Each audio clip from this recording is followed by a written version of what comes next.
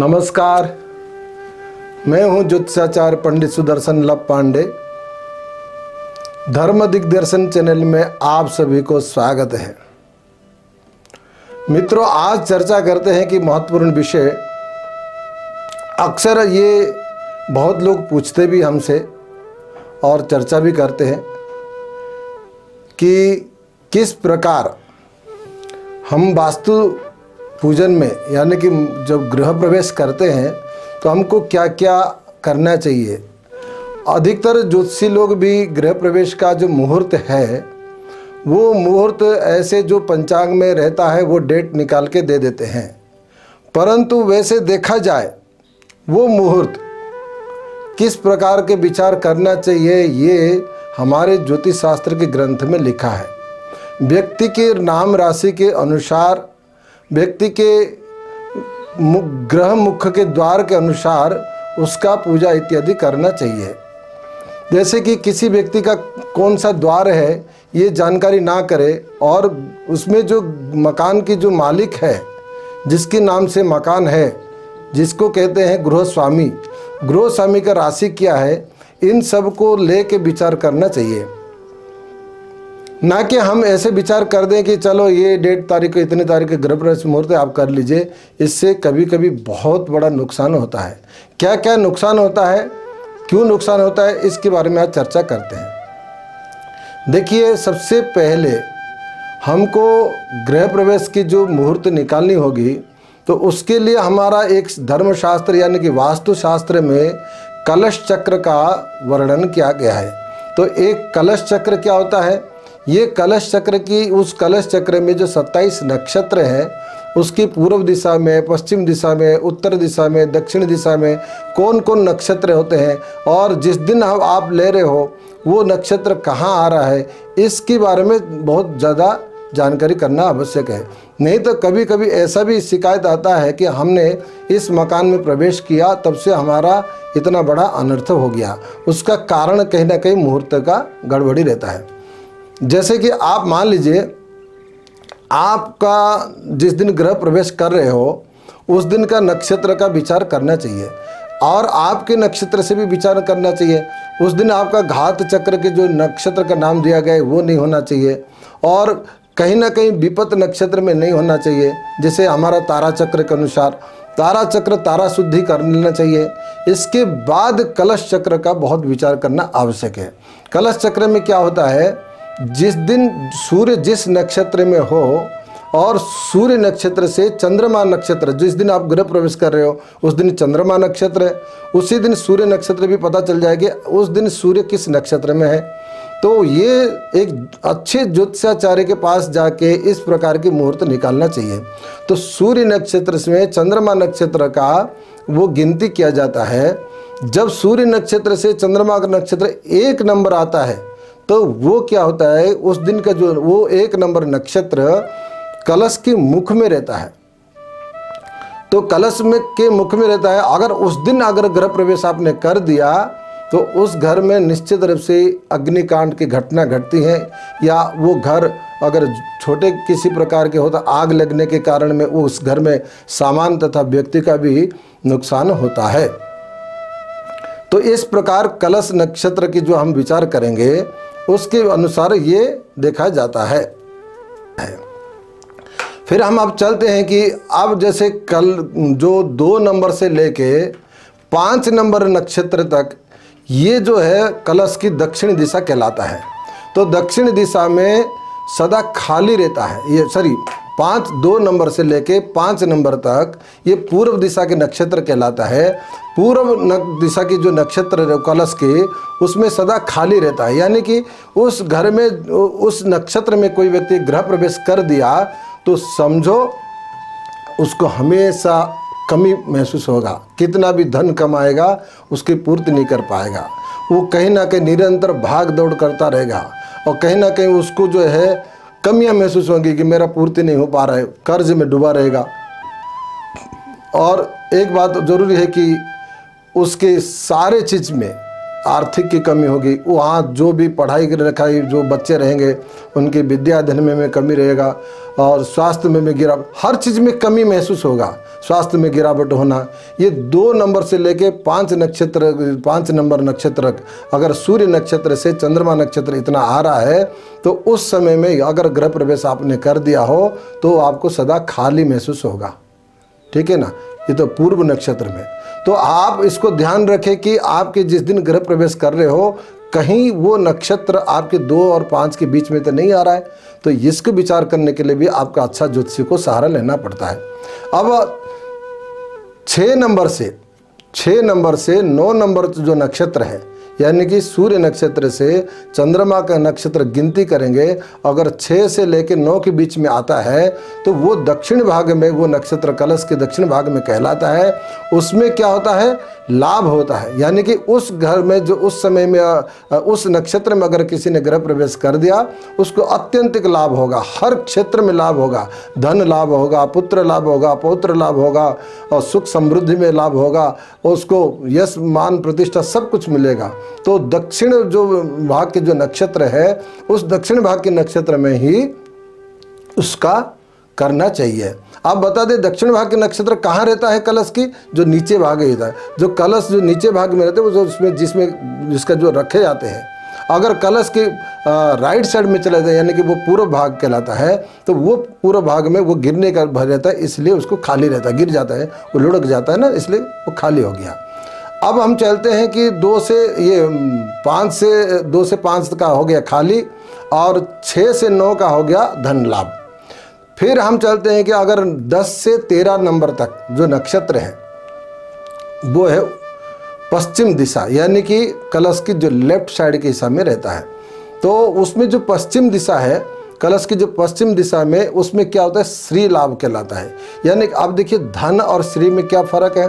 श्री हो गया मतलब कि आपको सब कुछ मिल गया, श्री मतलब आपको सब कुछ मिल गया, और साथ में धन लाभ भी इसमें कहा गया है कि धन की भी लाभ होगा, यानी कि आपका यश प्रतिष्ठा मान सम्मान इन सब में वृद्धि होगी।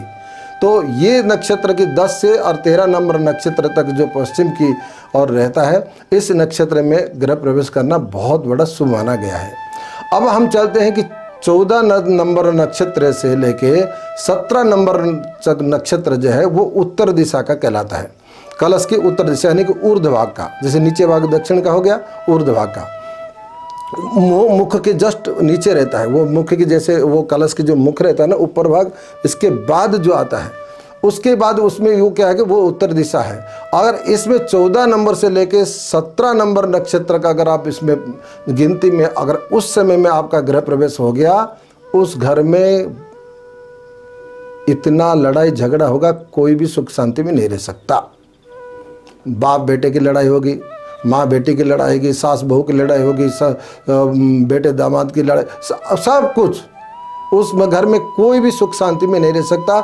हमेशा कलह होगा, जैसे कि मान के चलो वो कई पक्षी बैठ के कलर कर रहे हैं, जैसे कोई किसी का समझ नहीं रहे। आपको ऐसा लगेगा कि ये वीराना कहाँ अशांत स्थान में आ गए। तो कभी कभी आप लोगों के भी ऐसे दिखाई देता होगा कि महाराज हमने गृह प्रवेश किया लेकिन उस दिन के बाद हमारा बहुत कलह हो रहा है। ये निश्चित रूप से कहीं ना कहीं ये जो 14 नंबर से लेके 17 नंबर के नक्षत्र में गिनती के समय में जो आया था, उसी नक्षत्र में आपका गृह प्रवेश हो गया, ये समझ लीजिए। तो देखिए आप घर बनाते हो, घर बनाते ठहरने के लिए, सुख शांति के लिए, समृद्धि के लिए, आनंद के लिए, विलासता के लिए, अगर वही घर आपके लिए काल बन जाए तो कितना बड़ा दुखदायी है। तो आपने कितना मेहनत से बनाया और गृह प्रवेश मुहूर्त आप देखा नहीं, और गृह प्रवेश मुहूर्त नहीं देखा और विचार भी नहीं किया, कलश चक्र का विचार नहीं किया, प्रवेश करिए, जो घटनाएं होंगी वो आपको दिखाई देता है। अब हम चलते हैं कि 18 नंबर नक्षत्र से 21 नंबर नक्षत्र, ये कलश की जो बीच की, जैसे आप लोग मध्य भाग होता है ना, जो गर्भ का जो कलश का जो पिंडुलम होता है उसके बीच की हिस्सा कर दी, 2 भाग कर दीजिए, और जहाँ कलश की जो कहते हैं कंठ है, कंठ और बीच की हिस्से उसको कहते हैं गर्भ भाग कहलाता है। तो उसमें अगर आपका नक्षत्र आ गया तो अक्सर उस घर में जन्म लेने वाले या पुत्र का हो या पुत्री का, जो भी XYZ हो, वहाँ किसी का भी गर्भ ठहरेगा नहीं, गर्भ नष्ट होता रहेगा। ये आपको देखने को मिलता है कि हमारे घर में महाराज जी संतान का सुख नहीं मिल रहा है, हमारे बेटे को संतान की नहीं मिल रहा है, या बार बार संतान नष्ट हो रहे हैं। कहीं ना कहीं आप गृह प्रवेश में कहीं ना कहीं इन नक्षत्र में प्रवेश किया होगा, जो इसके कारण में गर्भ नाश होने का दिख रहा है। तो इसका भी ध्यान रखें कि किसी अच्छे ज्योतिषी से आप विचार करके आप इसको गर्भ नाश, देखिए गर्भनाश होने से क्या होगा, आपका वंशक वृद्धि नहीं होगा, तो आप उस घर में रहोगे लेकिन बाद में कोई रहेगा ही नहीं, उसका भोग करने वाला कोई और खा जाएगा। तो इसलिए आपको ये विचार करना आवश्यक है।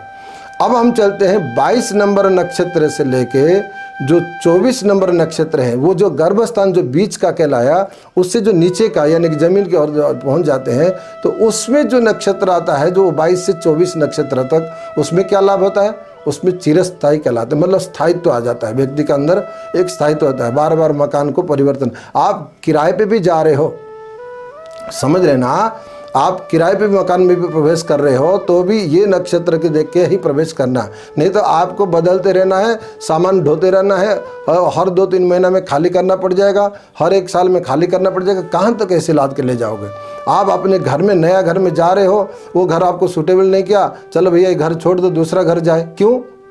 अगर आप स्थायी नक्षत्र में प्रवेश कर देते हैं तो वो घर आपको स्थायी कहलाता है। तो इसका भी विचार करना बहुत आवश्यक है। अब हम चलते हैं 25 नंबर नक्षत्र से लेके 27 नंबर नक्षत्र तक। ये कहाँ रहता है? ये जो है आप कलश की, जो जहाँ हमने कंठ भाग कहा, जो कंठ भाग का बिल्कुल, जो कंठ भाग का जहाँ से कलश की जो ऊपर उठता है, उसमें एक पट्टी मान लीजिए, वो उस पट्टी के अंदर में ये नक्षत्र की जो है 25, 26, 27 ये 3 नक्षत्र, उसमें कौन सा नक्षत्र आएगा ये आपको एस्ट्रोलॉजी हम नहीं बता सकते, क्योंकि उसमें सूर्य, आप जिस दिन ग्रह प्रवेश कर रहे हो उस दिन की सूर्य नक्षत्र से चंद्रमा का नक्षत्र गिनने पर जो संख्या आती है उस संख्या का इसमें कहा गया है। तो इस नक्षत्र में अगर आप प्रवेश करते हो, उसमें जो गृह स्वामी है वो निरोग रहता है, जो मकान मालिक जो है वो निरोग रहेगा, चिरस्थायी रहेगा, सुख शांति समृद्धि रहेगा, और अड़ोसी पड़ोसी में भी उस मकान में जो प्रवेश करता है तो उसके अड़ोसी पड़ोसी से भी सहयोग मिलेगा और वो अड़ोसी पड़ोसी को भी सहयोग कर सकता है। तो ध्यान रखें, ये जो कलश चक्र है, इस कलश चक्र को आप ना भूलें। आप किसी भी अच्छे विद्वान ज्योतिषी को दिखा के ये आप जरूर करना, नहीं तो कहीं आपने करोड़ों का मकान बनाया, गृह प्रवेश गलत मुहूर्त हो गया तो सत्यानाश हो जाएगा, ये निश्चित है। आपको उसके लिए फिर बाद में पश्चाताप कर लिए बिना और कुछ नहीं हो सकता, बाद में इसका उपाय भी कुछ होता भी नहीं है, क्योंकि आपने प्रवेश के समय में अगर ध्यान नहीं दिया तो बाद में परिणाम आपको ही भोगना पड़ेगा। तो ये बात। अब इसके बाद हमें प्रवेश करते समय एक और चक्र का भी आवश्यक जानकारी करना चाहिए, उसको कहते हैं रवि वाम चक्र। रवि वाम जो है हमेशा शुभ होता है। रवि वाम चक्र कैसे निर्णय किया जाता है?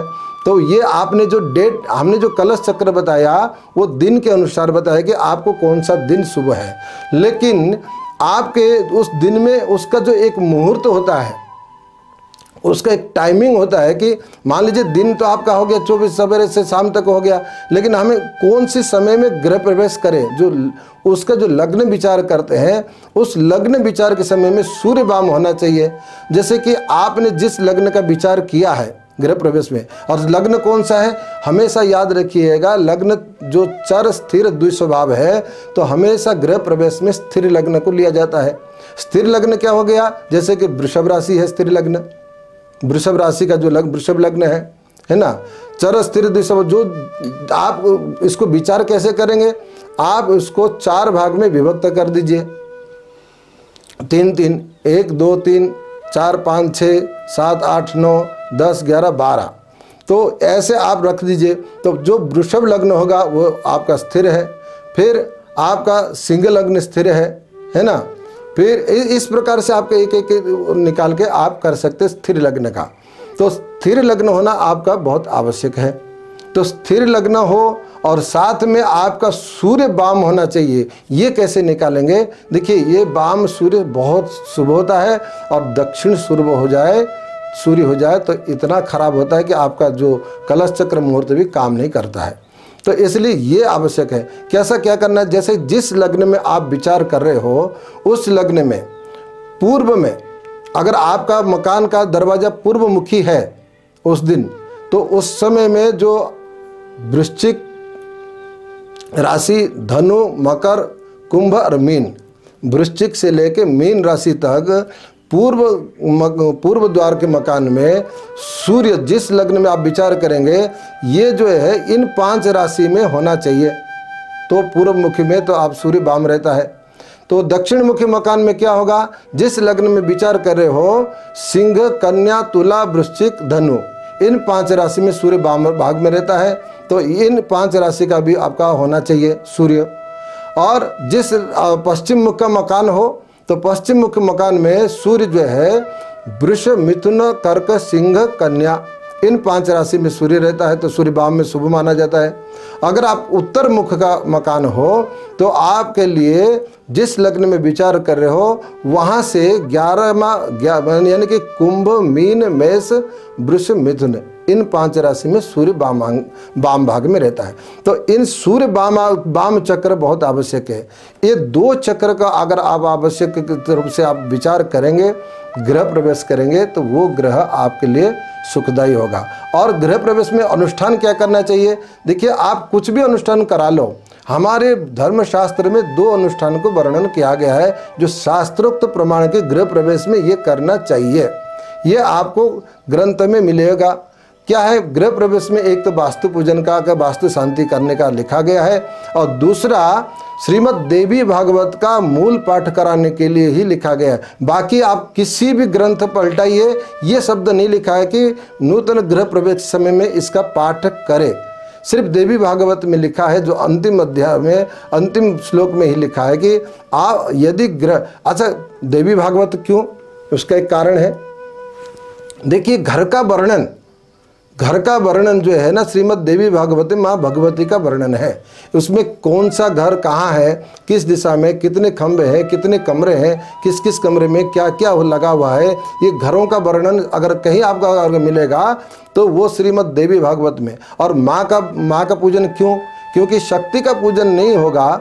देखिए आपको उस घर में जब कांति, शांति, तुष्टि, पुष्टि, लक्ष्मी, कीर्ति, धृति, ये सारे चीज़ है क्या, ये सारी शक्तियाँ तो है, इसमें सब स्त्रीलिंग है। अगर ये आपको हर के चीज़ को देखिए, आप कोई पॉजिटिव, ऐश्वर्य ये भी है, शक्ति वो भी है, शांति, तुष्टि, पुष्ट, आपको शांति और पुष्टि है, कांति, भ्रांति, ये सारे चीज़ ये सब शक्ति का नाम है। इसलिए गृह प्रवेश में शक्ति का पूजन बहुत आवश्यक है। श्रीमद् देवी भागवत का मूल पाठ कराइए, और श्रीमद् देवी भागवत का 9 दिन में प्रतिदिन आप माँ की कथा सुने, और अंतिम में उसमें एक मणिद्वीप वर्णन का आता है 5 अध्याय का, उसमें माँ के घर का वर्णन है, वो उसको अवश्य जरूर सुने।